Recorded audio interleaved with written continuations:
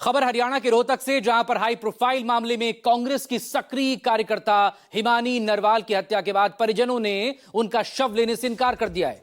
हिमानी नरवाल की बेरहमी से हत्या का मामला अब तूल पकड़ता जा रहा है। उनका शव एक सूटकेस में मिला था। हिमानी नरवाल की मां ने आशंका जताई कि बेटी कांग्रेस पार्टी में ऊपर तक जा रही थी, यह भी उसकी हत्या का कारण हो सकता है।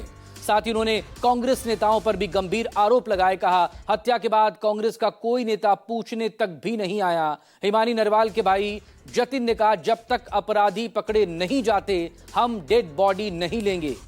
हिमानी के भाई ने कहा, जिस बैग में बॉडी मिली वो घर का ही है, प्रशासन साथ नहीं दे रहा है। अगर प्रशासन साथ दे रहा होता तो अब तक अपराधी पकड़े जा चुके होते।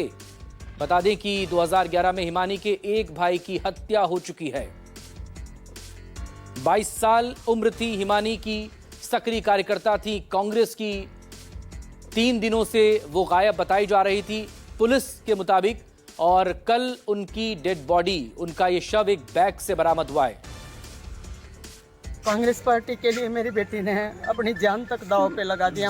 जाति दुश्मनी हर वक्त उनके साथ रहती थी, क्योंकि मेरी बेटी ने मतलब 10 साल से अपनी पढ़ाई को भी मतलब साइड में रख के घर की तरफ ना ध्यान देते, सिर्फ इलेक्शन के पीछे, और सिर्फ ये इलेक्शन और पार्टी मेरी बेटी की जान लेगी, क्योंकि उसकी दुश्मनी उसी के कारण बनी है।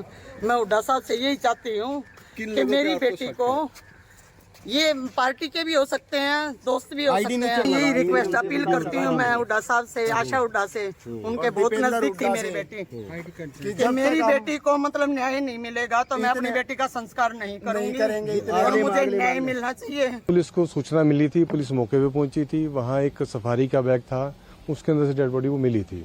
तो बाद में हम लोगों ने जब आइडेंटिफिकेशन वगैरह करी तो हिमानी नरवाल के नाम से वो लड़की का था, विजयनगर की वो रहने वाली थी। तो उनके माँ बाप भी हम लोगों ने मौके पे बुलाए थे, वो आइडेंटिफाई हो गई थी बढ़िया।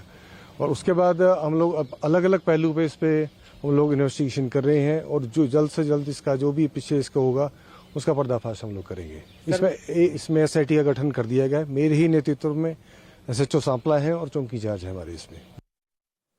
देवेंद्र शर्मा मेरे सहयोगी इस वक्त हमारे साथ जुड़ गए फोन लाइन पर। देवेंद्र, डिटेल आपसे चाहेंगे इस मामले में, पुलिस की कार्रवाई कहां तक पहुंची, परिवार क्या कह रहा है, क्योंकि पहले तो उन्होंने शव लेने से ही इनकार कर दिया था। मकसूद, आज जिस तरह से परिवार ने पहले कहा था कि वो शव नहीं लेंगे, तो वो उसी बात पे अड़े हुए हैं, और आज बॉडी का पोस्टमार्टम करवाया गया है, लेकिन बॉडी को मोर्चरी में ही रखा गया है।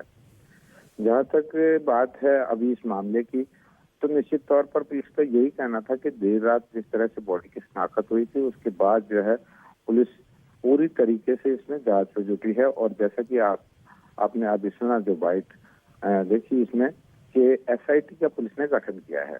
बहरहाल मैं मकसूद आपको बता दूं कि पुलिस कई एंगल से काम कर रही है इसमें। जिस तरह से परिजनों ने कहा कि पार्टी और जिस तरह से चुनावी रंजिश के कारण उनकी हत्या का आरोप उन्होंने लगाया है, बात कही है, तो पुलिस इससे हट के भी कहीं न कहीं उस चीज पर काम कर रही है, और पुलिस का ये कहना है कि वो जल्द ही हत्या आरोपियों तक पहुंचेगी। मकसूद, बहुत शुक्रिया आपका देवेंद्र, तमाम डिटेल के लिए आप नजरें बनाए रखें। अपडेट के लिए आपसे फिर बात होगी। निष्पक्ष मतलब News 24।